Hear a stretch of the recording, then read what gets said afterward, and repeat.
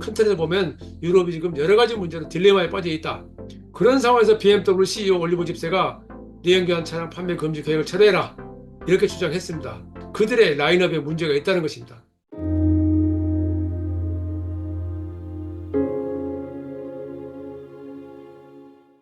안녕하세요. 글로벌 모터스 최영석입니다.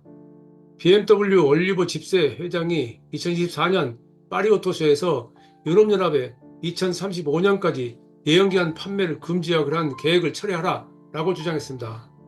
더불어서 퓨얼이라든가 바이오 연료, 수소 연료 전기차 같은 대체 연료 시장에 더 신경을 써야 한다라고 주장을 했습니다. 유럽 연합 내에서 똑같은 의견이 다 통용되는 것은 아니지만은 이 BMW 이렇게 주장한 것은 BMW 특성, 넓게는 독일 자동차 회사 특성이 깔려 있습니다. 독일 자동차 회사는 중국 의존도 높고요. 특히 BMW, 메르세데스 벤츠 등은 대배기량 차 그리고 고가차에 집중되어 있습니다. 그래서 그들이 수익을 내기 위해서는 고가차가 판매돼야 됩니다. 그런데 지금식으로 밀어붙이면은 그들의 수익성을 내는데 한계가 있고 또 그들 스스로가 저가 모델을 내는데도 쉽지 않다는 얘기입니다. 메르세데스 벤츠가 그 CLA EA라고는 그 새로운 배터리 전기차를 내후년 출시하기로 지금 발표했지만 그 가격이 3만 달러, 4만 달러 정도 됩니다. 그러니까 지금 이것은 유럽 시장의 평균 전기차 가격의 평균 가격으로 유럽 시장에서 기대하는 10,000달러 내지 15,000달러에는 턱없이 비싼 차입니다. 이런 것들이 나타나고 있는 거고 이것 때문에 지금 유럽의 전기차 판매 목표가 당초 2030년 80%, 2035년 100% 하는라고 목표가 달성될지 하는 의문이 제기되어 있습니다. 그 근본적인 이유는 가격이 비싸다는 것, 또 더 나아가서 충전 인프라가 중요한 장애로 지금 지적되고 있습니다. 말씀드렸듯이 판매 목표가 그렇게 쉬워 보이지 않는 것은 아우디라든가 메르세데스 벤츠, BMW, 포르쉐 등 고가의 대배기량차, 대형차 중심 메이커들이 많다는 것이고요. 이것 때문에 유럽의 연간 판매 목표 200만 대가 되어 있는데 2030년까지 1000만 대로 5배를 늘려야 되는데 그게 될 것이냐 하는 질문이 지금 던져져 있는 상황입니다. 어쨌든 유럽은 일단 2030년 80%, 2035년 100% 목표를 정했지만은 만약에 그 목표를 초과하고 내연기관차를 판매할 경우에 차 한 대당 15,000파운드, 약 19,000달러의 벌금을 내야 됩니다. 이게 피포55라고 시작했던 내연기관 금지 판매법에서 시작된 것인데 이게 과연 어디로 가느냐 하는 게 지금 큰 장애물에 부딪혀 있는 것입니다. 일단 유럽에서는 지금 그 시장의 특성상 평균 전기차 가격이 지금 현 시점에서 4만 유로, 약 4만 3천 달러 정도가 되는데 이것이 10,000달러에서 15,000달러 정도 가격대로 내려와야 다시 말해서 B 세그먼트, C 세그먼트 전기차가 가격이 이런 정도 수준으로 내려와야 전체 판매가 올라갈 수 있다는 얘기입니다. 그럼에도 불구하고 독일 차들은 그들이 비싼 차를 중국이나 미국으로 많이 판매했기 때문에 그들의 수익성이 보장되면서 판매 대수도 확보할 수 있었던 것입니다. 근데 지금은 그게 배덕불게 부딪힌 겁니다. 특히 먼저 시작했던 독일 메이커들은 주로 중대형 차부터 라인업을 하기 시작했고 그런 상황에서 하위 모델로 내려가는데 시간이 걸리고 있는 상황입니다. 다시 말해서 수익성을 상관하지 않고 무작정 라인업을 확대할 수는 없는 것이고 거기에다가 내연기관 때 펼쳐놓은 수많은 라인업 그때 세분화라는 단어로 제가 표현을 했었습니다만 프래그먼테이션에 의해서 엄청나게 많은 라인업들이 지금 있고 그 라인업들을 지금 하나씩 둘씩 정리해 가고 있긴 합니다만은 그것이 그리 빠른 속도로 되지는 않습니다. 시장이 그렇게 한꺼번에 달라지지 않기 때문이죠. 그런데 거기에다가 전기차 시장을 확대하지 않으면 안 되는 상황에서 가격을 낮춰야 되는데 그 가격을 낮추는 게 여의치 않다. 그것이 유럽 시장의 전기차 판매 증가하고 맞물려 있다. 이렇게 지금 설명이 되는 겁니다. 그런데 거기에 비해서 중국산 소형 전기차들은 유럽 메이커들 위협하고 있죠. BYD 시걸, 울릉의 빙고, 리프모터는 스텔란티스와 합작해서 리프 인터내셔널을 세워서 리프모터의 전기차를 유럽 시장에 판매하고 있습니다. 독점으로 하고 있는 거죠. 그리고 BYD도 유럽연합이 추가 관세를 해서 부담을 지어줬음에도 불구하고 유럽 현지 생산 계획을 계속 추진하겠다라고 다시 한번 발표했습니다. 다시 말해서 중국산 전기차가 아닌 거죠. 유럽산 중국차가 되는 거죠. 이게 과거에 20세기 말에 미국에서 또는 유럽이 했던 일본차 견제하기 위한 관세 장벽에 일본차가 대응했던 방법하고 비슷한 형태로 지금 그 그림이 그려져 가고 있는 겁니다.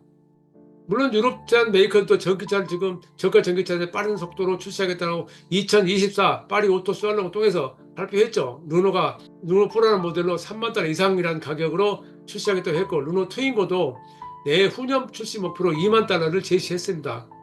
말씀드렸듯이 10,000달러, 15,000달러에 충족하지 못합니다. 르노 그룹에서는 가장 작은 차가 되겠지만 이 작은 차가 가격이 상대적으로 높다는 거죠. 물론 평균 4만 달러에 비해서 낮지만은, 근데 비해서 리프 모터 같은 경우는 C10이라는 모델이 16,400유로부터 시작했다고 이야기했는데, 물론 더 낮춰졌겠죠. 그리고 다치아 스프링도 15,000달러 제시했는데, 다치아는 르노 자회사죠. 근데 스프링은 중국사입니다. 중국산 전기차입니다. 이것도 관세 장벽이 마찬가지로 추가 관세가 부과되는 거죠. 이걸 어떻게 해소하느냐, 상당히 큰 문제가 지금 되어 있는 겁니다. 다시 말하면 이게 큰 틀에서 보면 유럽이 지금 여러 가지 문제로 딜레마에 빠져 있다.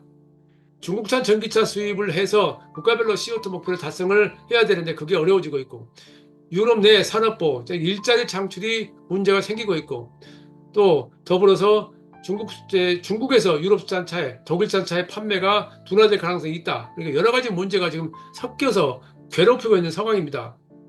그런 상황에서 BMW CEO 올리브 집세가 내연기관 차량 판매 금지 계획을 철회해라, 이렇게 주장했습니다. 이것은 피포 25, 다시 말해 내연기관 판매 금지법이 추진될 당시부터 e퓨얼과 다양한 멀티 파워트레인에 대한 이야기 나왔습니다만, 그게 지금 다시 한번 부각되는 상황이죠. 말씀드렸듯이 BMW는 올해 3분기에 전기차 판매가 10% 증가한 10만 대, 메르세데스 벤츠는 31% 증가한 4만 대. 두 회사가 좀 차이가 많죠. 라인업 차이도 많죠. 그런데 지금 전기차 판매가 연간으로 BMW 추세대로 간다면은 이제 40만 대, 50만 대 가까이 육박할 것으로 보이죠. 그런데 이 연간 전체 BMW 판매 대수가 250만 대라는 점을 감안한다면 상당히 빠른 속도입니다. 이런 상황에서 BMW가 내연기관차 판매 금지를 계획 철회를 요구하게 된 것은 배경은 말씀드렸듯이 그들의 라인업에 문제가 있다는 것입니다.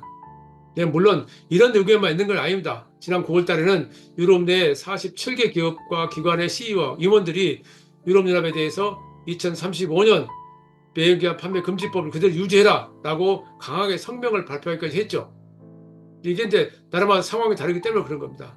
어쨌든 이런 것들을 두고 여러 투자자들은 지금 다양한 전망을 내놓고 있는데, 저는 항상 말씀드렸듯이 이런 전망들은 참고는 하되 그런 것이 절대적으로 맞을 것이다 라고 믿을 수는 없다고 말을 했었습니다. UBS는 2030년 유럽에서 960만 대가 전기차 팔릴 것을 했었는데 그것을 830만 대로 하향 조정했습니다. 제프리스도 2020년, 2025년 내년 판매 전망을 당초 320만 대에서 280만 대로 낮췄습니다. 2030년은 890만 대에서 680만 대 낮췄고요. 시장 점유율도 내년에 24% 했던 것을 21% 낮췄습니다. 그러니까 상당히 부정적인 쪽으로 돌아선 거죠. 또 프랑스 컨설팅 회사 이노베프도 2030년까지 전기차 판매가 유럽 시장의 40% 정도밖에 안 될 것이다. 80% 목표에서 40% 절반도 안 된다는 얘기죠.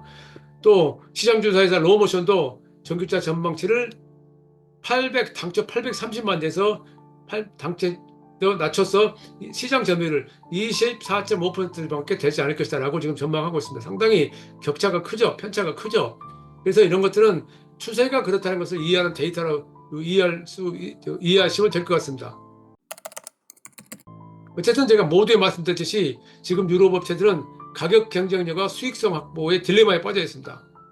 그러니까 중국 제조업체들, 중국 전기차 회사들은 막대한 국가 보조금이 있죠. 저금리 대출이 있죠. 또 저렴한 토지, 그러니까 생산 공장을 짓는 데 쉽다는 얘기죠. 이런 것 때문에 많은 혜택을 받고 있는데 유럽 업체는 그런 지원 없이 높은 운영 비용, 임금 문제 이런 것들이 맞물려서 지금 갈팡질팡하고 있다는 그런 얘기가 됩니다. 이게 큰 지금 도전에 직면해 있습니다. 그래서 유명한 시장조사회사 가트너는 전기차 시장이 발전한다는 데는 의심할 여지가 없다. 여전히 가격은 하락하고 있고 선택의 폭은 넓어지고 있다. 그러나 판매를 늘리는 것은 자체적으로 라인업에 대한 근본적인 변화가 있어야 된다. 지금 같은 내연기관 중심의 라인업을 계속 유지하면은 양쪽으로 다, 내연기관차, 전기차 양쪽으로 다 비용이 들어가게 되고 그만큼 비용 부담이 높아지면서 비용 절감을 할 수 없게 되고 그것은 결국 전기차 판매 감소와 수익성 하락으로 이어질 수밖에 없다라고 지금 지적을 하고 있습니다. 이런 것이 뭐로 의미하냐면 우리가 항상 어떤 상황을 분석할 때 나라마다 지역마다 다른 것들을 검토해야 되는데 그렇지 않고 단순하게 그 무슨 대박을 터뜨린다, 무슨 10배 주가가 상승한다라고 하는데 혹시 그런 걸 보고 투자해서 성공을 거두셨습니까? 저는 그런 일은 없다고 봅니다. 다만 이런 상황이 벌어졌지만 항상 그렇지만은 그렇듯이 이것을 극복해 나갈 것이고 극복하는 과정에서 우열을 가리지 못하고 떨어져 나가는 회사가 있을 수 있습니다. 그러나 큰 틀에서 변화는 바뀌지 않는다라는 것을 강조하고 싶습니다. 최영석의 글로벌 인사이트 오늘은 여기서 마치겠습니다. 감사합니다.